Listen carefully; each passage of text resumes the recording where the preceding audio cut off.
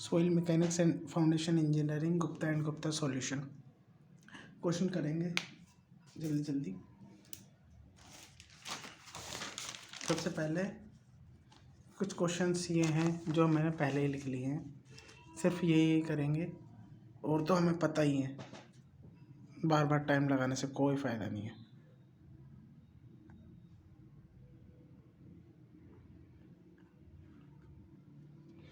सबसे पहला है सोइल का, पहला क्वेश्चन जो गामा सबमर्ज का फॉर्मूला है वो गामा W G-1 ये होता है, ठीक है। दूसरा क्वेश्चन है unit weight of soil decrease due to submerge in water, मतलब यूनिट वेट ऑफ सॉइल जो है डिक्रीज होता चला जाता है सबमर्ज की, जब जितना पानी सबमर्ज सॉइल में पानी आता रहेगा, सबमर्ज होती रहेगी, उतने ही unit weight of soil decrease होता चला जाता है सबमर्ज की तरफ को। क्योंकि अगर हमने वो भी देखा है, सॉलिड आता है, फिर सबसे पहले गामा सॉलिड होती है, फिर गामा सैचुरेटेड, फिर बल्क होता है, फिर ड्राई होता है, फिर सबमर्ज होता है। तीसरा void ratio of soil mass can take any value greater than zero, मतलब जीरो से बड़ी कुछ भी हो सकती है, ज़रूर, और एक से भी बड़ी हो सकती है। तो any value greater than zero ये सबसे अप्रोप्रिएट आंसर है। अब आता है density index. Density index zero से बड़ी या जीरो भी हो सकती है। ID मीन्स डेंसिटी इंडेक्स, और एक के बराबर और एक से छोटी होती है। ID अगर ज़ीरो होगी तो मैक्सिमम ID एक होती है और मिनिमम ID ज़ीरो होती है, ID की वैल्यू, सॉरी, है ना। तो ठीक है, तो डेंसिटी इंडेक्स ये पूछा था, ये हो गया कितनी रेंज तक होता है, इक्वल हो सकता है एक और जीरो के। अब बता वाटर कंटेंट फुली सैचुरेटेड होएगा तो soil mass is 100%, then the void ratio of this sample is equal to specific gravity हो जाएगा। तो क्योंकि इसने कहा है कि अगर water content of fully saturated soil mass 100% है तो वॉइड रेशो किसके इक्वल हो जाएगा, तो वो हो जाएगा स्पेसिफिक ग्रेविटी के लिए। ये रिलेशन था सहवाग वाला, ES=WG, W 100% हो जाएगा, सैचुरेशन तो दे रखा है सैचुरेटेड है तो ये भी 1 हो जाएगा, E=G हो जाएगा। अगला पॉइंट है relative density of a compacted density sand is approximately equal to, मतलब ज़्यादा ही डेंस हो जाएगी चीज़ तो रिलेटिव डेंसिटी तो उसकी एक के बराबर मतलब बढ़ जाएगी ना, जो एक होती रहेगी ज़ीरो से एक की तरफ वो चलेगी तो वो इंक्रीजिंग ऑर्डर में बढ़ती चली जाएगी, ठीक है। अगला क्वेश्चन है सातवां, जो कि इसमें बुक में 20वां क्वेश्चन है, most accurate method of water content. Accurate method कौन सा होगा, AO से याद रखो, ओवन ड्राइंग होगा एक्यूरेट। क्वेश्चन नंबर 8 है quick method for water content. Quick method कौन सा होगा, कैल्शियम कार्बाइड मेथड होगा, QC याद रखो ऐसे, AOQC, आउआ ऐसे याद रखो। स्टोक्स लॉ वैलिड होता है 0.2 mm से लेके 0.0002 mm तक, ठीक है। मिनिस्कस करेक्शन पॉजिटिव होता है, डिस्पर्जन करेक्शन जो होता है वो निगेटिव होता है। Question number 11, method of taking observation is different of between pipette analysis hydrometer analysis. Pipette और हाइड्रोमीटर एनालिसिस का ऑब्जर्वेशन अलग अलग होते हैं। Question number 12, coefficient of uniformity का कोफिशिएंट CU जो इस्तेमाल करते हैं हम, वो पार्टिकल साइज बताता है, यूनिफॉर्मिटी साइज बताएगा, CC जो कर्वेचर होता है, कोफिशिएंट ऑफ कर्वेचर वो शेप बताता है, ठीक। कर्व जो होती है वो शेप के लिए होती है, और CU greater than 4 gravel, CU greater than 6 sand, और I is greater than CC, और 3 से छोटी और 1 से बड़ी CC की वैल्यू होती है। अगर इसका फॉर्मूला CU का देखा जाए तो D60/D10, CC का D30 का square upon D60 into D10, ये रहा, ठीक है। और अगला क्वेश्चन नंबर 14 जो कि 29 है, प्लास्टिसिटी इंडेक्स होता है liquid limit minus plastic limit. ठीक है। और इसकी प्लास्टिसिटी इंडेक्स की जो वैल्यू होती है वो मैक्सिमम वैल्यू होती है वो क्ले के लिए होती है। IP0 नॉन प्लास्टिक होगा, प्लास्टिसिटी दिखाता है ना, तो प्लास्टिसिटी तो क्ले में सबसे ज़्यादा होती है, सैंड में सबसे कम होता है क्योंकि कोहेशन ही उसका ज़ीरो होता है, नॉन कोहेशन होते हुए। IP0 नॉन प्लास्टिक, IP7 7 से कम लो प्लास्टिक, 7 से 17 मीडियम प्लास्टिक और ग्रेटर देन 17 हाई प्लास्टिक। ये बना रखा है क्या नाम, liquid limit, plastic limit, shrinkage limit. ये ऊपर स्टेट्स हैं, liquid state, plastic state, semi solid state और सॉलिड स्टेट। ठीक है। अगर पूछे, एक क्वेश्चन आता है स्टेट बिटवीन, क्वेश्चन नंबर 15 जो कि बुक में 30 है, स्टेट बतानी है, कौन सी स्टेट होगी लिक्विड लिमिट और प्लास्टिक लिमिट के बीच की, लिक्विड लिमिट और प्लास्टिक के लिमिट के बीच की वो होती है plastic state. Plastic state, state पूछे तो कम वाली देखनी है, इन दोनों जो भी कम होगी वो, अगर लिमिट पूछे इन दोनों में ज़्यादा वाली वो होगी, या वरना ये डायग्राम याद रखना है। अगला question 16, toughness index. Toughness index क्या होता है, plasticity index upon flow index. ठीक है। Question number 17, admixture coarse particle like sand और सिल्ट को क्ले में मिक्स करेंगे तो क्या होगा। Admixture coarse particle like sand और सिल्ट को क्ले में मिक्स करने पर लिक्विड लिमिट और प्लास्टिक इंडेक्स दोनों कम हो जाते हैं, लिक्विड लिमिट भी कम हो जाती है और प्लास्टिक इंडेक्स दोनों ही कम हो जाते हैं।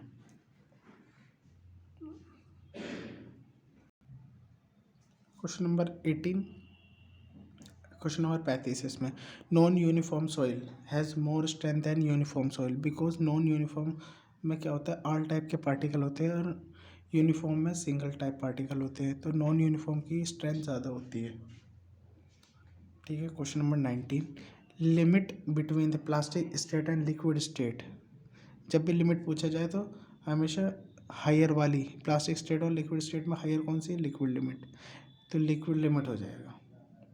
इसमें गलत कर दिया, liquid between, limit between plastic state and liquid state, answer plastic limit ना होगा, लिक्विड लिमिट होगा। देखो यहाँ पे भी इसने पूछा था कि लिमिट बतानी है, वो भी प्लास्टिक स्टेट और लिक्विड स्टेट के बीच की, तो ये तो यही है ना, लिक्विड लिमिट। ओके। तो अगला क्वेश्चन है क्वेश्चन नंबर 20, कैसे Grande limit, liquid limit device जो कि कंटेन करता है सॉइल,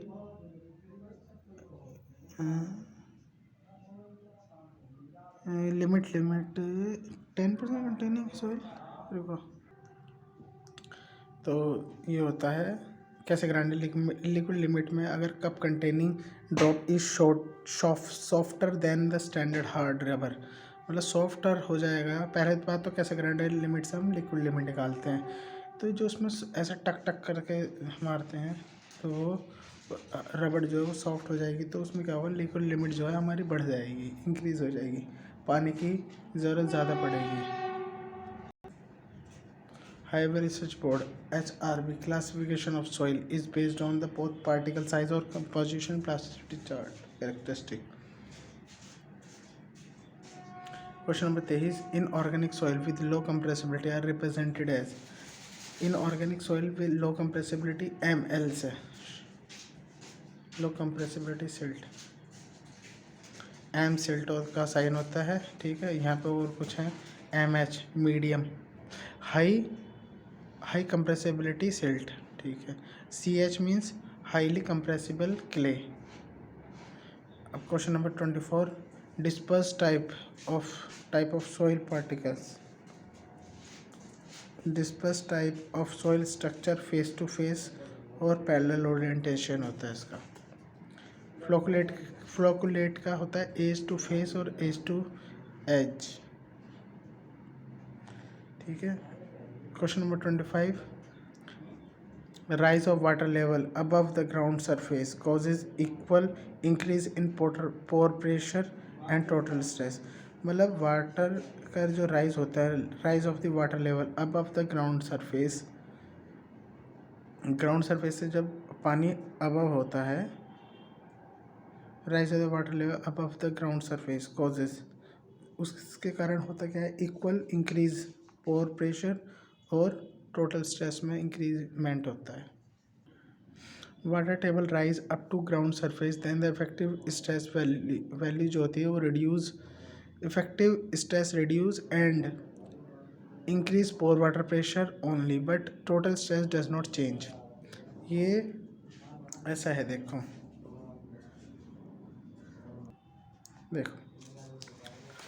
ये है केस 1 और 2। केस 1 में क्या, ग्राउंड लेवल ये रहा, वाटर लेवल ये रहा, ठीक है।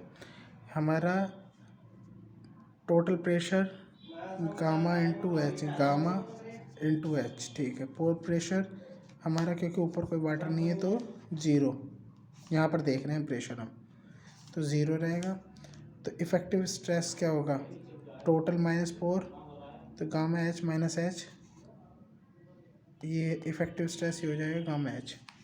केस नंबर 2, इसने कहा कि हमारा जब ग्राउंड लेवल तक बढ़ता है, इसने क्वेश्चन में यही तो कहा है कि ये रहा, if the water table rises up to ground surface, ground surface तक बढ़ता है, तो ग्राउंड सरफेस तक बढ़ेगा, तो ये आ गया वाटर लेवल, यहीं पे आ गया, ग्राउंड लेवल भी यहाँ पे आ गया, तो यहाँ पर निकालना है। तो क्या होगा, हमारा total pressure gamma into H same रहेगा जो कि पहले भी था, पोर प्रेशर अब हो जाएगा गामा डब्ल्यू इंटू एच, ठीक है। अब effective stress gamma H into gamma W into minus gamma W into H, ये हो जाएगा gamma H minus gamma W into H. तो ऑप्शन में यही था, यहाँ पर भी सीधा याद रखें। तो water table rises up to ground surface, then क्या होगा, इफ़ेक्टिव स्ट्रेस हमने देखा था कि वो रिड्यूस हो रहा था, क्योंकि पहला हमारा गामा डब्लू था पहले वाले में केस में, फिर माइनस में गामा, माइनस का गामा इंटू एच माइनस का गामा डब्लू हो रहा था, देखो ये रहा,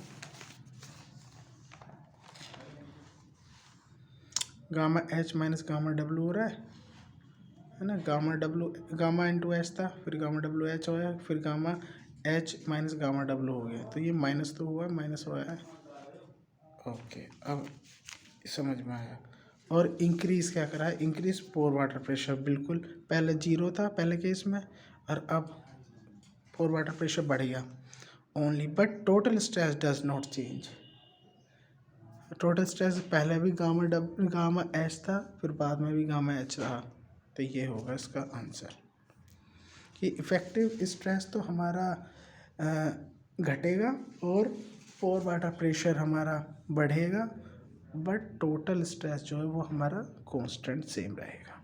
question number 27, I C is equal to G S G minus one upon one plus E, और इसका ये एक और फॉर्मूला आता है G minus one into one minus N, okay. Question number 28वां, quick sand condition is a flow condition occurs in cohesionless soil, मतलब sand में ही होती है, क्योंकि क्ले में इसलिए नहीं हो सकती, क्योंकि क्ले में क्या है ना, क्ले में एक तो कोहेसिव है, क्ले जो है कोहेसिव है, कोहेशन प्रेजेंट रहता है क्ले में, कोहेशन है, कोहेशन है, तो पानी नहीं आएगा, निकलेगा, इसलिए। अगला है 56वां, the greater the unit weight the greater is the permeability, ये भी बढ़िया है, यूनिट वेट ज़्यादा होगा तो परमेबिलिटी ज़्यादा होगी। परमेबिलिटी किस में ज़्यादा होती है, सैंड में ज़्यादा होती है, ठीक है।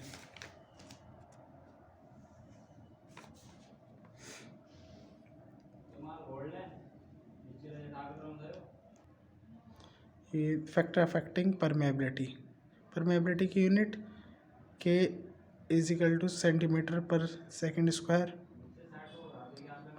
ठीक है। के का फॉर्मूला 1/c गामा डब्लू अपॉन गामा, गामा डब्लू अपॉन म्यू, ये म्यू जो है viscosity, dynamic viscosity, velocity void ratio का cube upon 1+e into 1 upon surface area into D square particle size का स्क्वायर। तो के डायरेक्टली प्रोपोर्शनल है dia का स्क्वायर के, ई के और यूनिट वेट के, यूनिट वेट ऑफ वाटर के।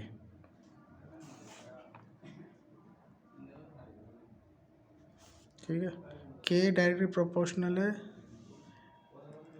Inversely proportional है डायनामिक विस्कोसिटी के, इन्वर्स प्रोपोर्शनल है सरफेस एरिया के, और डायरेक्टली प्रोपोर्शनल है टेम्परेचर के। क्योंकि हमें पता है टेम्परेचर जैसे बढ़ेगा विस्कोसिटी भी बढ़ेगी, वो परमेबिलिटी भी बढ़ेगी। ये क्योंकि टेम्परेचर और विस्कोसिटी का डायरेक्ट रिलेशन है ना, इस वजह से कि टेम्परेचर बढ़ेगा तो क्या होगा, विस्कोसिटी हमेशा घटती है। तो हमारे यहाँ से देखो ये घटा तो के बढ़ेगा, तो इसलिए डायरेक्टली टेम्परेचर के प्रोपोर्शनल होगी। ओके, तो यूनिट वेट बढ़ेगा तो ग्रेड परमेबिलिटी भी बढ़ेगी। यूनिट वेट से यहाँ से आया ये यूनिट वेट ऑफ वाटर से। अब आता है 57वां इफेक्टिव स्ट्रेस बढ़ेगा। तो इफेक्टिव स्ट्रेस बढ़ने पर वॉइड जो है पास पास आ जाते हैं, बट परमेबिलिटी जो है वो कम हो जाती है। क्यों? क्योंकि वॉइड्स जितने पास में आएंगे पानी उतना ही रुकने लगेगा। इफेक्टिव स्ट्रेस बढ़ने पर जब जैसे बढ़ा रहे हैं हम बढ़ाएंगे तो पास में आते रहेंगे, क्लोज आते रहेंगे, पार्टिकल्स क्लोज आएंगे तो क्या होगा, वॉइड्स पास में आएंगे, वो क्ले की तरफ होने लगेगी, परमेबिलिटी कम होने लगेगी। ठीक है, अब देखते हैं अगला क्वेश्चन 58वां। ग्रेवल में ग्रेटर देन 1 होती है, सैंड में 1 सेंटीमीटर पर सेकंड से लेकर 1 सेंटीमीटर पर सेकंड ये होती है परवियस, और 0.001 तक होगी। ठीक है, सिल्ट की होगी 0.007 से लेकर 0.001 तक। ठीक है, क्ले में -7 10⁻⁻7, सिल्ट में 10⁻⁻7 से लेकर 10⁻⁻3 तक, सैंड की -3 से लेकर 1 तक, और ग्रेवल की 1 से ज़्यादा है। इसने पूछी के इज़ 0.8 mm/s, तो mm/s लगभग 1 के बराबर, तो सैंड की होगी, है ना। बस ये 58वां क्वेश्चन भी ये हो गया अच्छे से।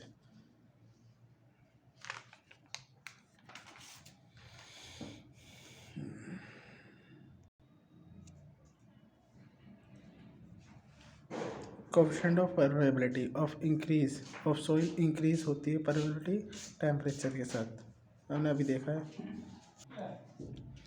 ये क्योंकि ये रिलेशन है, टेम्परेचर बढ़ने पे हमारी विस्कोसिटी जो है पतली होने लगती है, पदार्थ पतला होने लगता है, तो पतला होगा तो उतना ही बढ़ेगा परमेबिलिटी, मतलब पास होने की, जितना पतला होगा उतनी आसानी से पानी जाएगा ना, ऐसा रिलेशन है।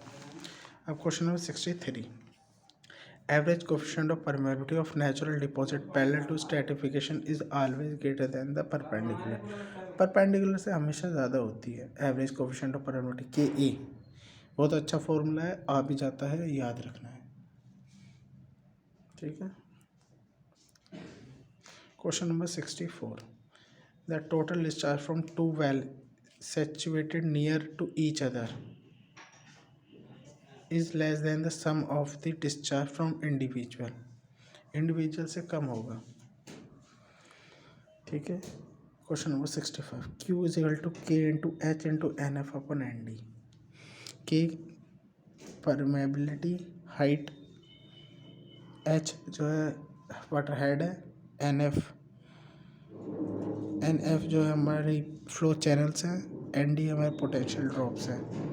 तो 0.03 इंटू 30 इंटू 5 इंटू 5/25, तो ये आ जाएगा 0.18